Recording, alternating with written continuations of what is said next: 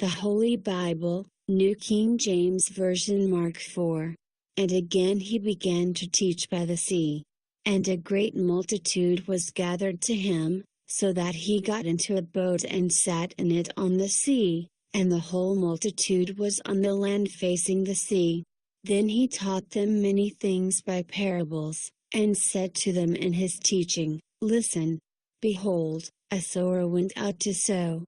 And it happened, as he sowed, that some seed fell by the wayside, and the birds of the air came and devoured it.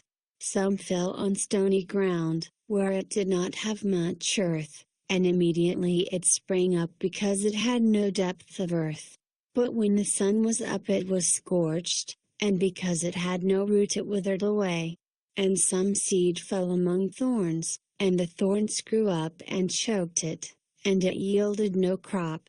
But other seed fell on good ground and yielded a crop that sprang up, increased and produced, some 30-fold, some 60, and some 100. And he said to them, He who has ears to hear, let him hear. But when he was alone, those around him with the 12 asked him about the parable. And he said to them, To you it has been given to know the mystery of the kingdom of God, but to those who are outside, all things come in parables, so that seeing they may see and not perceive, and hearing they may hear and not understand, lest they should turn, and their sins be forgiven them. And he said to them, Do you not understand this parable? How then will you understand all the parables? The sower sows the word. And these are the ones by the wayside where the word is sown. When they hear, Satan comes immediately and takes away the word that was sown in their hearts.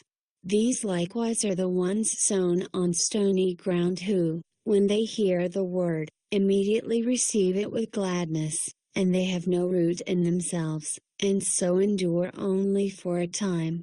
Afterward, when tribulation or persecution arises for the word's sake, immediately they stumble. Now these are the ones sown among thorns. They are the ones who hear the word, and the cares of this world, the deceitfulness of riches, and the desires for other things entering and choke the word, and it becomes unfruitful. But these are the ones sown on good ground, those who hear the word, accept it, and bear fruit, some 30-fold, some 60, and some 100. Also he said to them, Is a lamp brought to be put under a basket or under a bed?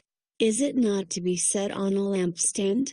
For there is nothing hidden which will not be revealed, nor has anything been kept secret but that it should come to light.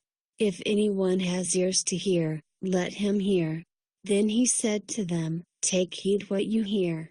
With the same measure you use, it will be measured to you, and to you who hear, more will be given.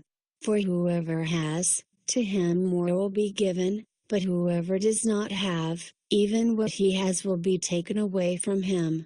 And he said, The kingdom of God is as if a man should scatter seed on the ground, and should sleep by night and rise by day, and the seed should sprout and grow. He himself does not know how. For the earth yields crops by itself, first the blade, then the head, after that the full grain in the head. But when the grain ripens, immediately he puts in the sickle, because the harvest has come. Then he said, To what shall we liken the kingdom of God? Or with what parable shall we picture it? It is like a mustard seed which, when it is sown on the ground, is smaller than all the seeds on earth, but when it is sown, it grows up and becomes greater than all herbs, and shoots out large branches, so that the birds of the air may nest under its shade. And with many such parables he spoke the word to them as they were able to hear it. But without a parable he did not speak to them. And when they were alone, he explained all things to his disciples. On the same day, when evening had come, he said to them, Let us cross over to the other side. Now when they had left the multitude, they took him along in the boat as he was. And other little boats were also with him. And a great windstorm arose, and the waves beat into the boat, so that it was already filling. But he was in the stern, asleep on a pillow.